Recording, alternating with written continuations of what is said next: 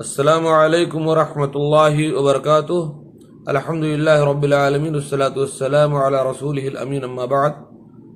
آج کی اس نشست میں ہم بخاری شریف کی دوسری حدیث پر نظر ڈالتے ہیں اور ترجمہ جناب مولانا داؤد راد رحمہ اللہ سے لیتے ہیں۔ حدثنا عبداللہ بن یوسف قال اخبرنا مالک عن ہشام بن عروۃ عن ابیہ عن عائشۃ ام المؤمنین رضی اللہ عنہا ان الحارث بن ہشام رضی اللہ عنہ سأل رسول اللہ صلی اللہ علیہ وسلم فقال یا رسول اللہ کیف یأتیک الوحی فقال رسول اللہ صلی اللہ علیہ وسلم احیانا یأتینی مثل صلصلة الجرس وهو اشده علی فیفسم عنی وقد وعیت عنہ ما قال واحیانا یتمثل لی الملک رجلا فیکلمنی فاعی ما یقول قالت عائشة رضی اللہ عنہا وَلَقَدْ رَأَيْتُهُ يَنزِلُ عَلَيْهِ الْوَحْيُ فِي الْيَوْمِ الشَّدِيدِ الْبَرْدِ فَيَفْصِمُ عَنْهُ وَإِنَّ جَبِينَهُ لَيَتَفَسَّدُ عَرْقًا۔ یہ بخاری کی دوسری حدیث ہے۔ اب آئیے ہم اس کے مفہوم پر نظر ڈالتے ہیں۔ امام بخاری کہتے ہیں کہ ہم کو عبداللہ بن یوسف نے حدیث بیان کی، ان کو مالک نے ہشام بن عروہ کی روایت سے خبر دی، انہوں نے اپنے والد سے نقل کی، انہوں نے ام المؤمنین عائشہ رضی اللہ تعالی عنہا سے نقل کی۔ آپ نے فرمایا کہ ایک شخص حارث بن ہشام نامی نے حضرت صلی اللہ علیہ وسلم سے سوال کیا تھا کہ حضور آپ پر وحی کیسے نازل ہوتی ہے؟ آپ نے فرمایا کہ وحی نازل ہوتے وقت کبھی مجھ کو گھنٹی کسی آواز محسوس ہوتی ہے اور وحی کی یہ کیفیت مجھ پر بہت شاق گزرتی، بہت سخت۔ جب یہ کیفیت ختم ہوتی ہے تو میرے دل و دماغ پر اس فرشتے کے ذریعے نازل شدہ وحی محفوظ ہو جاتی ہے، اور کسی وقت ایسا ہوتا ہے کہ فرشتہ بشکل انسان میرے پاس آتا ہے اور مجھ سے کلام کرتا ہے، پس میں اس کا کہا ہوا یاد رکھ لیتا ہوں۔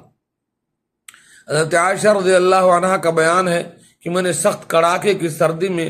حضرت صلی اللہ علیہ وسلم کو دیکھا ہے کہ آپ صلی اللہ علیہ وسلم پر وحی نازل ہوئی، اور جب اس کا سلسلہ موقوف ہوا تو آپ صلی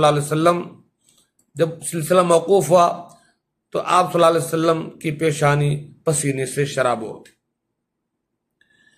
اب دیکھتے ہیں تشریح۔ انبیاء کرام خصوصاً سیدنا محمد رسول اللہ صلی اللہ علیہ وسلم پر وحی کے نازل ہونے کے مختلف طریقے رہے۔ انبیاء کے خواب بھی وحی ہوتے ہیں، اور ان کے قلوب مجلہ پر جو واردات یا الہامات ہوتے ہیں وہ بھی وحی ہے، ڈائریکٹ دل پر اللہ تعالیٰ ڈال دیتا ہے۔ کبھی اللہ کا فرشتہ اصل صورت میں ان سے آ کر کے بات کرتا ہے، ہم کلام ہوتا ہے، اور کبھی بصورت بشر انسانی شکل میں حاضر ہو کر کے ان کو اللہ کا فرمان سناتا ہے۔ کبھی باری تعالیٰ خود براہ راست اپنے رسول سے خطاب کرتا ہے۔ نبی کریم صلی اللہ علیہ وسلم کی حیات طیبہ میں وقتاً فوقتاً وحی کی یہ جملہ اقسام پائی گئی ہیں۔ اس حدیث میں جو گھنٹی کی آواز کی مشابہت کا ذکر ہے، علامہ ابن حجر نے اس سے وحی مراد لے کر آنے والے فرشتے کی پیروں کی آواز مراد بتلائی ہے۔ چنانچہ بعض حضرات نے یہ بھی تشریح کی ہے، جیسے آج کل ٹیلی فون کی گھنٹی بجتی ہے پھر بات آتی ہے، تو ایسے بھی اس کو تشبیہ دیا جا سکتا ہے، لیکن یہ اللہ رب العالمین کی بات ہے تو ڈائریکٹ ہم یہ بات نہیں کہہ سکتے۔ یہ تو نہیں کہا جا سکتا کہ حدیث مندرجہ بالا میں کوئی ایسا ہی استعارہ ہے، ہاں کچھ نہ کچھ اس گھنٹی سے مشابہت ضرور ہے، اور وحی اور الہام بھی اللہ پاک کی طرف سے ایک غیبی اور روحانی فون ہی ہے، اتصال ہی ہے، جو عالم بالا سے اس کے مقبول بندگان انبیاء اور رسول کے قلوب مبارکہ پر اللہ تعالیٰ نازل کرتا ہے۔ نبی کریم صلی اللہ علیہ وسلم پر وحی کا نزول اس کثرت سے ہوا ہے کہ اسے باران رحمت کی بارش سے تشبیہ دی جا سکتی ہے۔ قرآن مجید وہ وحی ہے جسے وحی متلو کہا جاتا ہے، تلاوت والی وحی جس کی ہم تلاوت کرتے ہیں،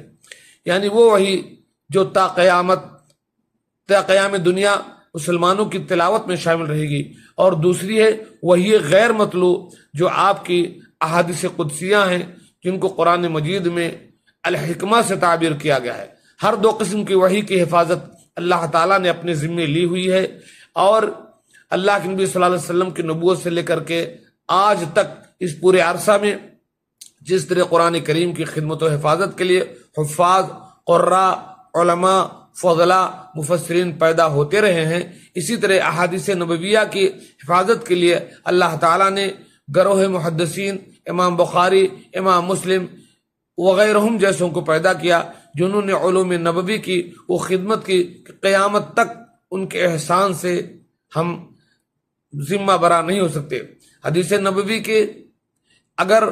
دین حدیث نبوی ہے کہ اگر دین ثریا پر ہوگا تو آل فارس سے کچھ لوگ پیدا ہوں گے جو وہاں سے بھی اسے حاصل کر لیں گے۔ بلا شک و شبہ اس سے محدثین کرام امام بخاری اور امام مسلم وغیرہ مراد ہیں، جنہوں نے احادیث نبوی کی طلب میں ہزارہ میل پیدل سفر کیا اور بڑی بڑی تکالیف برداشت کر کے ان کو مدون کیا۔ اللہ تبارک و تعالی ہمیں پیارے رسول صلی اللہ علیہ وسلم کی احادیث مبارکہ صحیحہ کو پڑھنے کی، سمجھنے کی، اس پر عمل کرنے کی اور اسے دوسروں تک پہنچانے کی توفیق دے، آمین۔ السلام علیکم ورحمۃ اللہ وبرکاتہ۔